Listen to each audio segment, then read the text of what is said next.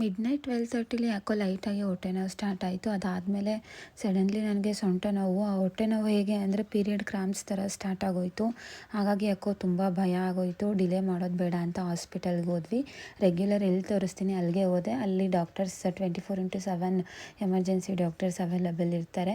ಹೋಗಿದ ತಕ್ಷಣ B P ಎಲ್ಲ ಚೆಕ್ ಮಾಡಿ ಪಾಪು ಹಾರ್ಟ್ ಬೀಟ್ ಎಲ್ಲ ಚೆಕ್ ಮಾಡಿದ್ರು. ಪಾಪು ಹಾರ್ಟ್ ಬೀಟ್ ಸ್ವಲ್ಪ ನಾರ್ಮಲ್ ಇತ್ತು, ಬಟ್ ಬಿ ಪಿ ಜಾಸ್ತಿ ಇತ್ತು. ಹಾಗಾಗಿ ಅಲ್ಲೇ ಒಂದು 3 ಅವರ್ಸ್ ಅಡ್ಮಿಟ್ ಮಾಡಿಕೊಂಡು ಟ್ರೀಟ್ಮೆಂಟ್ ಮಾಡಿದ್ರು. ಮತ್ತು ನಮಗೆ ಮಾರ್ನಿಂಗ್ ಡಿಸ್ಚಾರ್ಜ್ ಮಾಡಿದರು. ನಾನು ಅಲ್ಲಿಂದ ಬಂದು ಮನೇಲಿ ಸ್ವಲ್ಪ ರೆಸ್ಟ್ ಮಾಡಿ ಅದಾದಮೇಲೆ ನಾನೇ ಲಂಚನ್ನ ಪ್ರಿಪೇರ್ ಮಾಡಿಕೊಂಡು ತಿಂದೆ.